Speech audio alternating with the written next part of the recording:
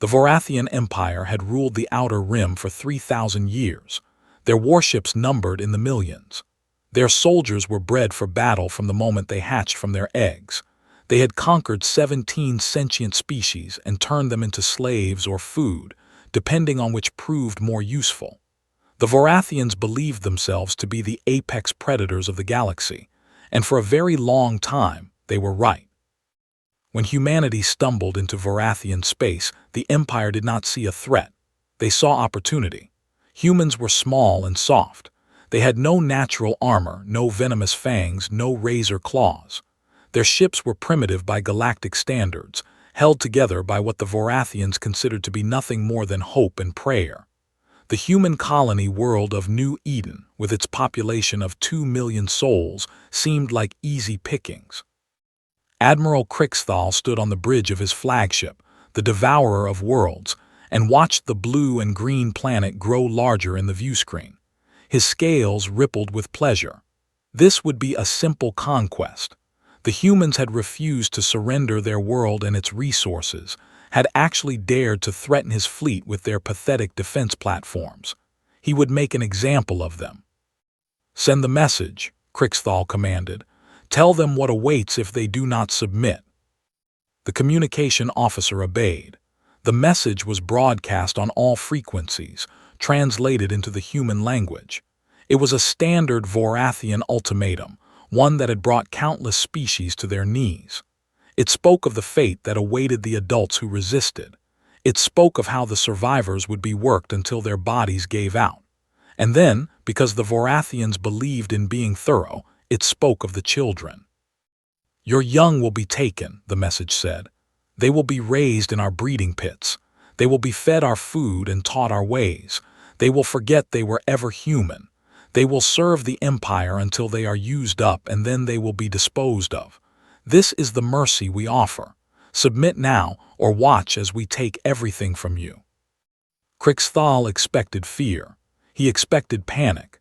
He expected the humans to beg for terms, to offer anything to spare their offspring. That was how every other species had reacted.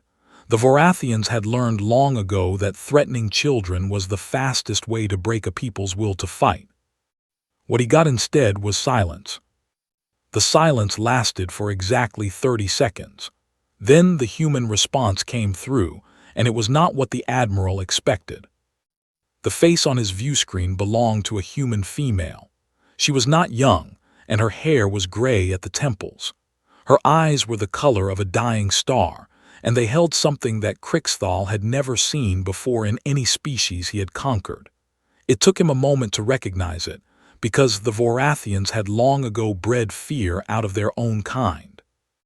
It was rage, pure cold, absolute rage. "I am Governor Elena Vasquez of New Eden," the woman said. Her voice was steady, almost pleasant. "I have received your message. I want to make sure I understood it correctly. You are threatening to take our children. Is that accurate?" Krixthal's mouth stretched into something that might have been a smile. "It is accurate. Submit now and we will be merciful. We will only take half of your young."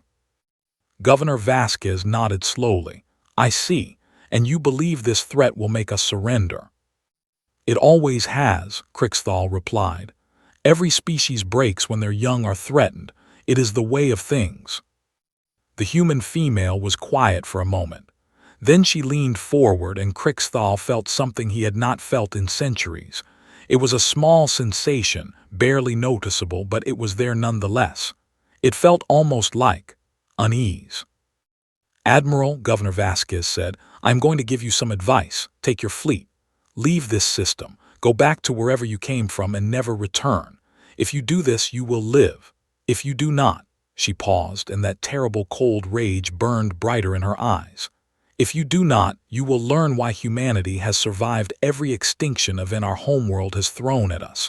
You will learn what happens when you threaten our children." Krixthal laughed. It was a harsh, rasping sound like bones grinding together. "You dare threaten me?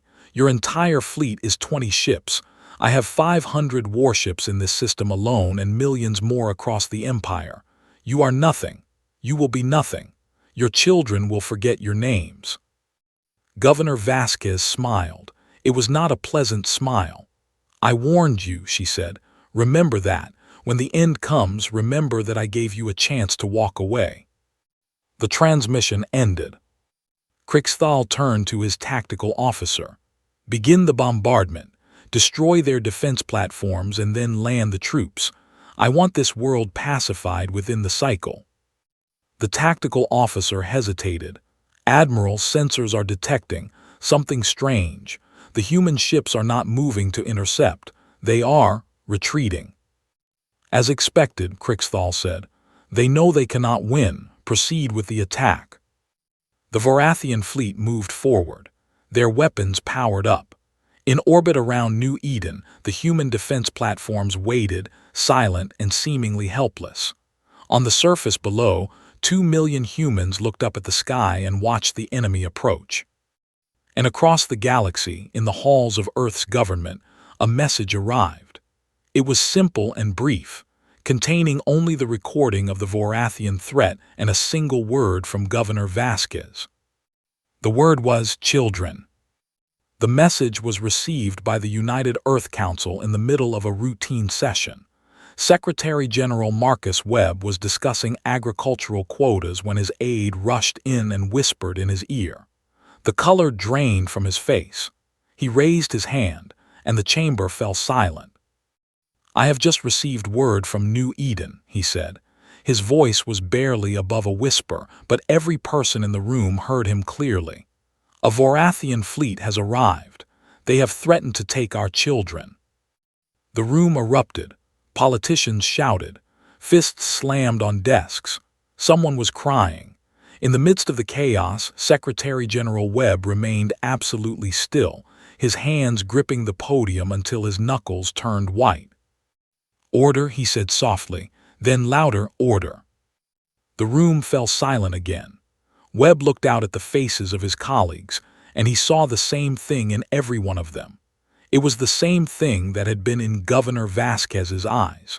The same cold, terrible rage that had burned in the hearts of humans since the first mother had fought off a predator to protect her young. "They threatened our children," Webb said. "They threatened human children. There is only one response to this." He turned to the military liaison who stood at the edge of the chamber. "General Chen, activate Protocol Omega." General Chen's face was pale, but his voice was steady. "Mr. Secretary, Protocol Omega requires unanimous council approval. It means—" "I know what it means," Webb interrupted. "Does anyone here oppose?" He looked around the chamber. No one spoke. No one raised a hand. Every face held the same grim determination. "Unanimous," Webb said. "General Chen, you have your authorization, wake them all. And General," he paused, and when he spoke again, his voice was hard as diamond. "No mercy, no prisoners, they threatened our children." General Chen saluted. "Understood, Mr. Secretary. The Vorathian Empire just signed its own death warrant." Admiral Krixthal's fleet had reduced the human defense platforms to rubble. His landing craft were descending through the atmosphere of New Eden, each one carrying 100 Vorathian soldiers hungry for conquest. On the bridge of the Devourer of Worlds, the Admiral watched the assault with satisfaction. It was going exactly as planned. Then his sensor officer made a sound that Krixthal had never heard from a Vorathian before. It was almost like a whimper. "Admiral," the officer said, "you need to see this." The main view screen flickered and changed. Where before it had shown the planet below, now it showed something else. Something that made Krixthal's twin hearts stop for a single, terrible beat. Ships were appearing out of hyperspace. Not dozens, not hundreds, thousands. They were human ships, but they were nothing like the primitive vessels that had defended New Eden. These were monsters of steel and fire, bristling with weapons that Krixthal's sensors could barely comprehend. Each one was larger than his flagship. There were so many of them that they blotted out the stars. "That's impossible," Krixthal whispered. "The humans don't have a fleet like this," our intelligence said. "Your intelligence was wrong," a voice said. It came from the communication system, broadcast on all frequencies. The face that appeared on the view screen was human, belonging to a man with silver hair and eyes like frozen steel. He wore a military uniform covered in medals, and he looked at Crixthal the way a hunter might look at vermin. "I am Admiral James Chen of the United Earth Navy," the human said, "grandson of the General Chen who activated Protocol Omega 3 hours ago. Your fleet is surrounded. Your landing craft are being targeted. You have exactly 30 seconds to power down your weapons and surrender." Crixthal found his voice. "This is a trick. This fleet cannot exist. Humans have been in space for barely 2 centuries. You could not have built this in such a short time." Admiral Chen smiled. It was not a pleasant smile, and Crixthal suddenly realized where he had seen that expression before. It was the same smile Governor Vasquez had worn. "We didn't build it in 2 centuries, Chen said. "We've been in space for far longer than your empire realizes. We simply never saw a reason to reveal our true strength. We hoped we would never have to." His smile vanished, replaced by something hard and merciless. "Then you threatened our children." 20 seconds, Chen continued. "Surrender now and I give you my word that you will be treated as prisoners of war. Continue to resist, and I will demonstrate what happens to those who threaten human children. The choice is yours." Crixthal's mind raced. His tactical officer was shouting numbers at him. The human fleet outnumbered his own by a factor of 5. Their weapons were more advanced than anything in the Vorathian arsenal. His fleet, which had seemed so mighty just moments before, was now utterly outmatched. But Crixthal was Vorathian. His people had never surrendered, not once in 3,000 years of conquest. The very idea was unthinkable. "Vorathians do not surrender," he snarled. "We will destroy you. We will take your children. We will." "Time's up," Admiral Chen said. The human fleet opened fire. What followed could not be called a battle. A battle implies that both sides have a chance of victory. This was an execution. Human weapons tore through Vorathian shields like they were made of paper. Vorathian warships, each one a feared engine of destruction that had brought entire civilizations to their knees, exploded one after another like fireworks in the night. The landing craft were destroyed first. Every single one of them turned to ash before they could reach the surface.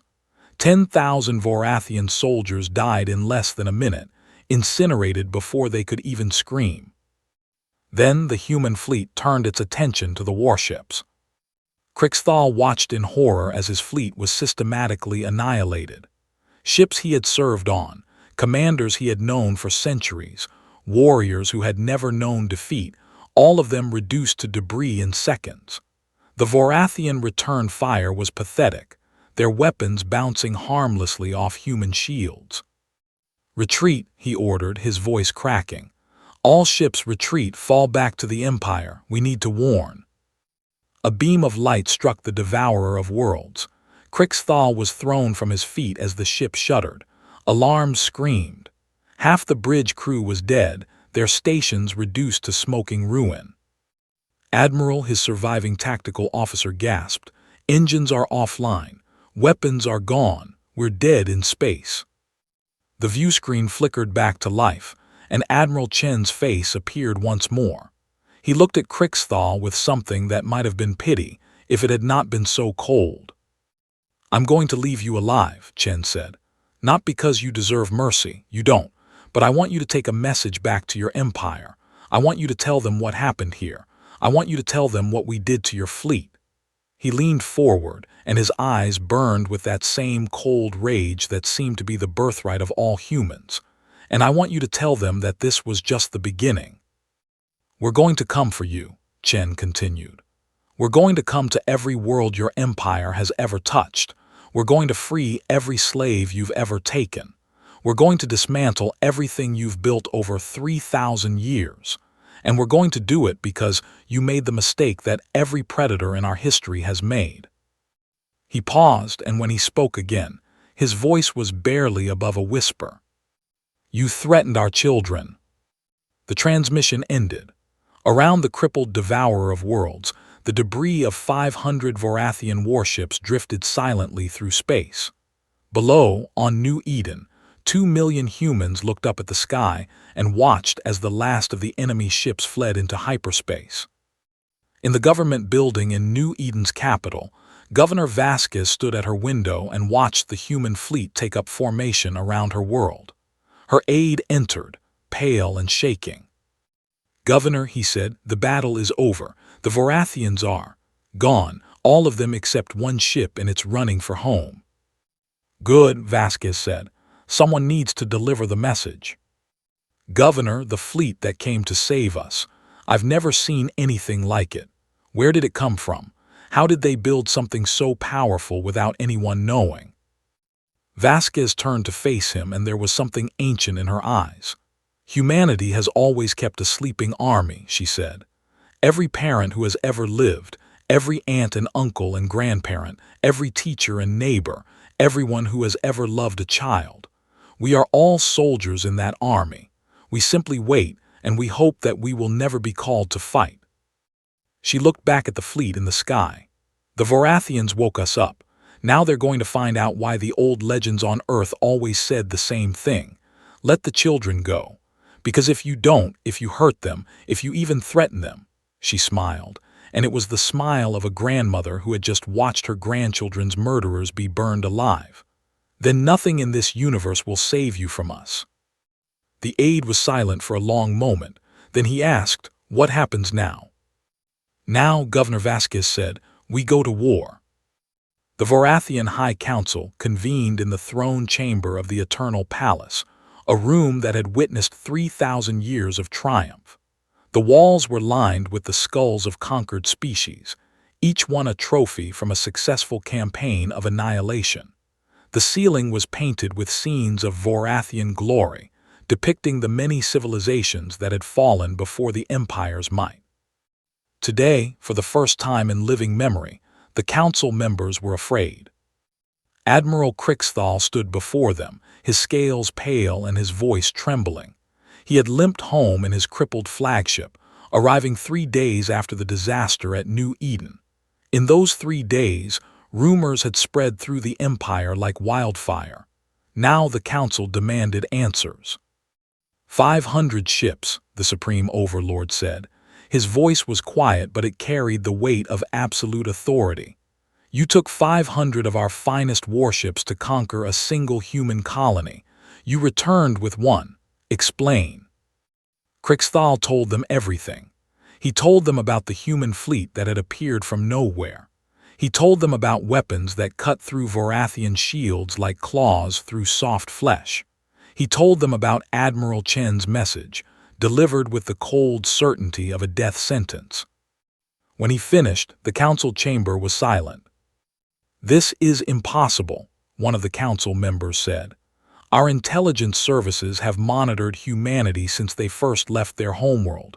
They are weak. Their technology is primitive.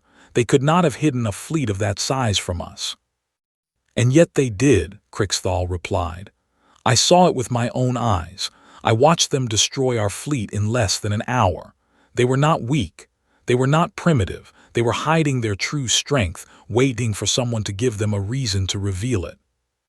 "And we gave them that reason," the Supreme Overlord said. "It was not a question." "Yes," Crixthal said, "we threatened their children." The Supreme Overlord rose from his throne. He was ancient even by Vorathian standards, his scales faded to a dull gray, but his eyes still burned with intelligence. He had ruled the Empire for 500 years, guiding it through countless wars and conquests. He had never lost. "You used the standard ultimatum," he said. "The threat to take the young. It has worked on every species we have ever encountered. Why did you not consider that it might have a different effect on humans?" "Because," Crixthal said, "every species fears for their offspring. It is the most basic instinct in the universe. When you threaten a species young, they surrender to protect them. That is how it has always been." "And when they do not surrender?" the Supreme Overlord asked.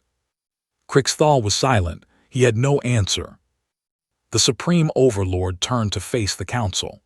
"We have made an error," he said. "A significant error. We assumed that humans would react like every other species. We assumed that threatening their young would break their will to fight. Instead, it appears to have done the opposite." "Then we must crush them quickly," another council member said. "Before they can bring more of their hidden fleet to bear. We have millions of ships. They cannot possibly match our numbers. We will overwhelm them with force." "An excellent strategy," a new voice said, "if only you had the time to implement it." Every head in the chamber turned. The voice had come from the communication screen at the far end of the room, which had activated without permission. The face on the screen was human. It was Secretary General Marcus Webb. "Greetings," Webb said. "I hope I'm not interrupting anything important. I thought it would be polite to give you fair warning before we begin." "How did you access this channel?" the Supreme Overlord demanded. "These communications are encrypted with—" "With what you believe to be unbreakable codes," Webb interrupted. "Yes, I know.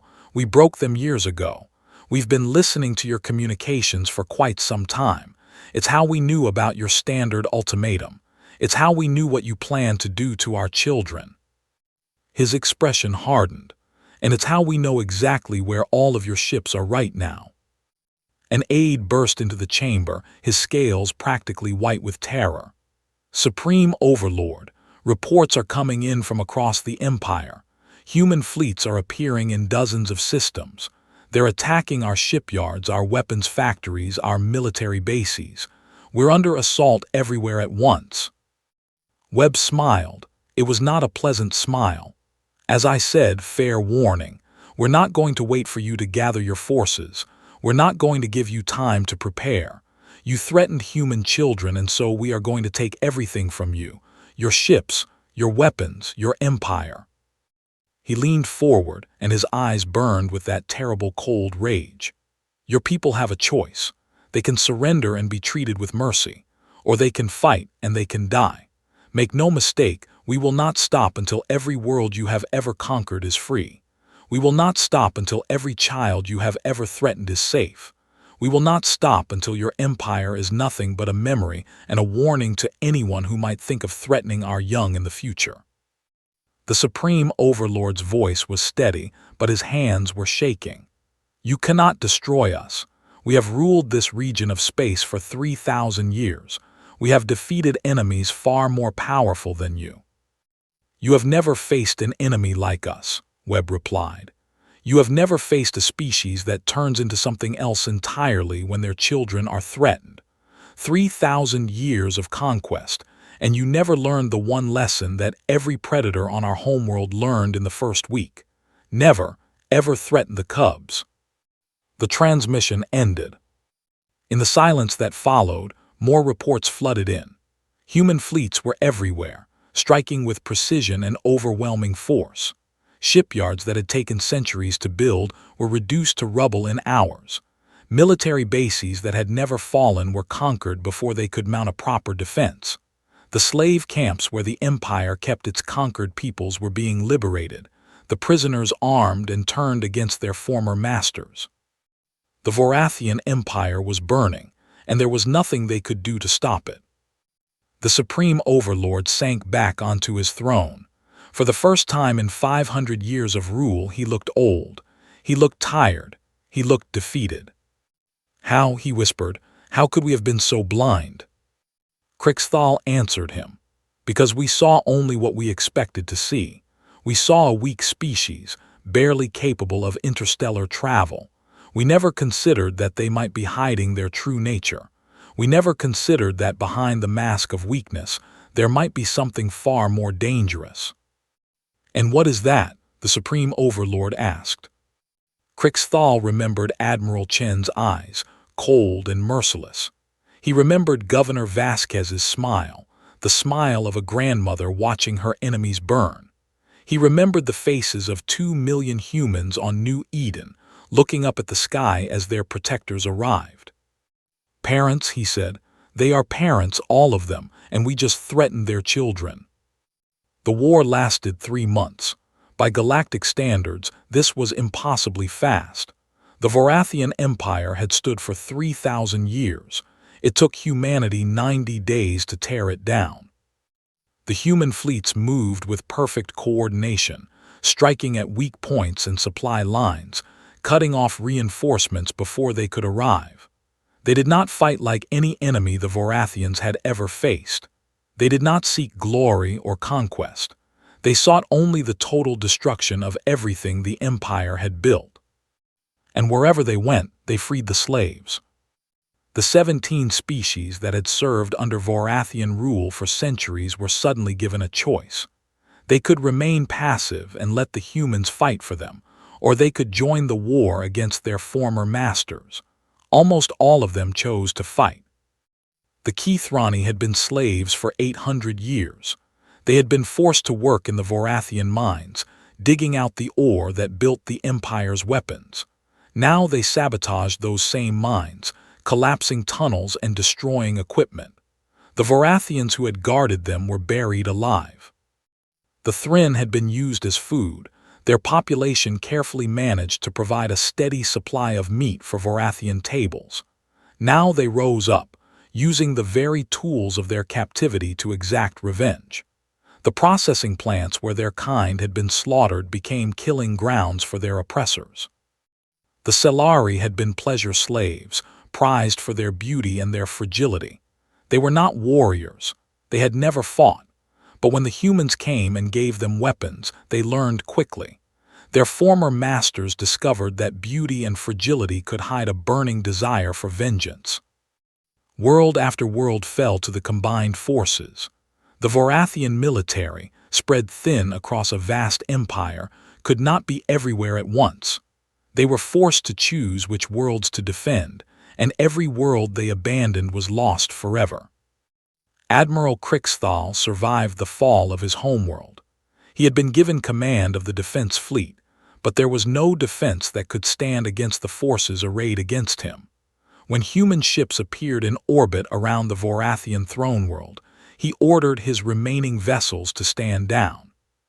"We surrender," he said over an open channel. "We ask for mercy." Admiral James Chen appeared on his view screen. The human's face was as cold as it had been at New Eden, but there was something different in his eyes now. Krixthal recognized it after a moment. It was exhaustion. "Mercy," Chen said.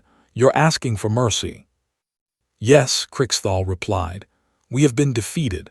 Our empire is gone. Our people have nowhere left to run. I ask that you spare those who remain." Chen was silent for a long moment. Then he spoke, and his voice was heavy with something that Krixthal could not quite identify. "Do you know what mercy is, Admiral? Real mercy. It's not just letting someone live. It's choosing to show compassion when you have every right to show none. It's extending kindness to those who have never shown kindness to others." He paused, and Krixthal felt the weight of human judgment pressing down on him. "Your people have ruled this region for 3,000 years, Chen continued. "In all that time, how much mercy have you shown? How many species have begged you for compassion, only to be enslaved or eaten? How many children have been torn from their parents because your empire found it useful to threaten them?" Krixthal had no answer. "We could do to you what you did to others," Chen said. "We could enslave your people. We could take your children. We could use your species as an example of what happens to those who defy humanity." Krixthal's heart hammered in his chest. This was it. This was the moment when humanity would prove itself to be exactly like every other conquering species in the galaxy. "But we won't," Chen said. Krixthal stared at him, not understanding. "We won't," Chen repeated. "Because that's not who we are. We came here to protect our children, not to become the monsters who threaten them. Your empire is finished. Your military power is broken. The species you enslaved are free. That is enough. But there will be conditions. Your people will be confined to your homeworld and a handful of colonies. Your weapons will be destroyed. Your ships will be limited to vessels necessary for trade and survival. And most importantly, you will never, ever threaten a child again. Not human children, not Keithrani children, not the children of any species in this galaxy. He leaned forward and his eyes hardened. If you break these terms, if you threaten any child anywhere in this galaxy, we will return, and next time there will be no mercy. Next time your species will cease to exist. Do you understand? I understand, Crixthal said. His voice was barely above a whisper. I understand. The surrender was formalized 3 days later. The Supreme Overlord, who had ruled for 500 years, signed the documents that ended his empire. He did not survive the ceremony. Some said he took his own life. Others said one of his own guards killed him. It did not matter. The Vorathian Empire was dead, and no one would mourn it. Across the galaxy, celebrations erupted. 17 species, freed from centuries of bondage, danced in the streets of worlds that had never known freedom. Human soldiers were greeted as liberators, their names sung in songs that would be remembered for generations. On New Eden, Governor Elena Vasquez stood on the steps of the Capitol building and addressed her people. The sky above was clear, the stars shining bright without the shadow of Vorathian warships to block them. "The war is over," she said. "The empire that threatened our children is gone, but I want you to remember something. I want all of you to remember why we won." She paused, looking out at the faces of her people. Young and old, men and women, humans who had faced extinction and survived. "We won because they made a mistake," Vasquez continued. "They thought that threatening our children would break us. They thought that we would surrender to protect our young. They did not understand that humans do not surrender when their children are threatened. We fight. We fight with everything we have, with every weapon at our disposal, until the threat is eliminated. That is who we are. That is who we have always been, and that is who we will always be." The crowd cheered. In homes across New Eden, parents held their children close and wept with relief. The nightmare was over. But far away in the dark corners of the galaxy, other powers watched and learned. They studied the fall of the Vorathian Empire. They analyzed the human response, and they all came to the same conclusion. Never threaten human children. Never provoke the sleeping army of parents that stands ready to defend them. Because if you do, nothing in the universe will save you from their wrath. 100 years after the fall of the Vorathian Empire, a delegation of historians arrived on the former throne world. They were scholars from the Galactic Historical Society, composed of members from 24 species, including several humans. Their mission was to document the end of the empire and record the lessons it offered for future generations. The planet had changed much in a century. The great palaces where the Vorathian elite had once lived were now museums, their halls open to visitors from across the galaxy. The breeding pits where slaves had been processed were memorial sites, their walls inscribed with the names of those who had suffered and died there.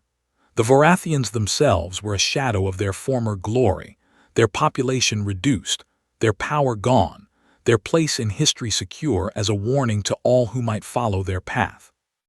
The lead historian was a Keithrani named Scholar Ven. Her people had been slaves of the Vorathians for 800 years before humanity had freed them. Now she walked through the halls of the Eternal Palace with the confidence of someone who knew that the old order was dead and would never return. Her companion was a human named Dr. Sarah Chen. She was the great-great-granddaughter of Admiral James Chen, who had commanded the fleet at New Eden. She had inherited her ancestors' steel-gray eyes and his quiet intensity. "It's strange," Scholar Ven said as they walked through the throne room. "Being here. My grandmother was born in a mining pit not far from this world. She never saw the sky until she was 30 years old. And now I walk through the palace of those who enslaved her, studying their downfall." "History has a way of coming full circle," Dr. Chen replied. "The Vorathians thought they were untouchable. They thought their empire would last forever. They were wrong."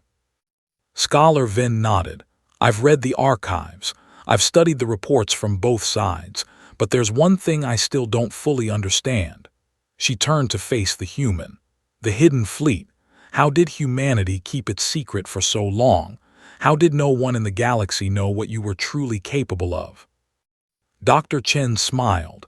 It was a gentle smile, but there was something behind it that hinted at depths the Keithrani could not fully understand. "We learned," she said. "We learned from our own history." "Learned what?" "That showing your full strength makes you a target. That appearing weak, appearing harmless, can be the greatest protection of all. On our homeworld there was an animal called the opossum. When threatened, it would pretend to be dead. Predators would lose interest and move on. The opossum survived for millions of years using this strategy." Dr. Chen gestured at the throne room around them. "Humanity played dead. We showed the galaxy weak ships and primitive technology. We let everyone believe we were easy prey. And behind that mask, we built a navy that could bring down empires." "But why reveal it for the Vorathians?" Scholar Venn asked. "Why not continue hiding?" "Because they threatened our children," Dr. Chen said simply. "There are some things that override strategy, some things that cannot be tolerated, no matter the cost. When the Vorathians sent that message to New Eden, they crossed a line that humanity has held sacred since before we had language. They threatened our young." She walked to the window and looked out at the city below. "Every species in the galaxy cares about their offspring. It's a biological imperative, but humans are different. We don't just care about our own children. We care about all children. Every child, regardless of species, regardless of origin, is precious to us. It's hardwired into our brains in a way that other species don't fully share." Scholar Venn considered this. "The records show that humanity freed all the child slaves first. Before any other category of prisoner, you liberated the young." "Yes, that was deliberate. Protocol Omega had 3 primary objectives. First, protect human children on New Eden. Second, free all children held in Vorathian captivity. Third, destroy the Empire's ability to ever threaten children again." Dr. Chen turned back to face the Keithrani. Everything else was secondary. "I've read Admiral Chen's private journals," Scholar Venn said. "Your ancestor. He wrote about the war in very personal terms. He mentioned the faces of Keithrani children he helped liberate. He remembered their names." Dr. Chen nodded. "He carried those memories until the day he died. Every human soldier who fought in that war carries similar memories. They're not just victories to us. They're children saved. Children who grew up to have children of their own. Your grandmother was one of them, wasn't she?" "Yes," Scholar Venn said softly. "She was 12 when the humans came. She told me stories. She said a human soldier carried her out of the mining pit. He had tears in his eyes when he saw what conditions they had been kept in. She never forgot that." "Neither did he, I'm sure." They walked in silence for a while, passing through halls that had once echoed with the sounds of Vorathian glory. Now those halls were quiet, preserved as reminders of what had been and what could never be allowed to happen again. "There's one more question I wanted to ask," Scholar Venn said eventually. "In the years since the war, there have been no major conflicts involving humanity. Some species have suggested that humans are pacifists now, that the war against the Vorathians was an exception." Dr. Chen laughed. It was a genuine laugh, warm and full. "Pacifists? No, we're not pacifists. We simply haven't had a reason to fight since then." "And if that reason came again?" The laughter faded from Dr. Chen's eyes. In its place was something older, something harder. Scholar Venn recognized it instantly. She had seen it in historical footage, in the eyes of Admiral Chen as he delivered his ultimatum to the Vorathians. It was the look of a parent who would burn the universe to protect their child. "If anyone threatens children again," Dr. Chen said quietly, "they will learn the same lesson the Vorathians learned.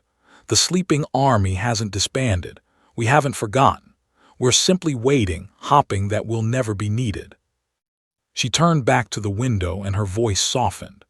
"But if we are needed, If any power in this galaxy is foolish enough to threaten the young, then they will discover what the Vorathians discovered.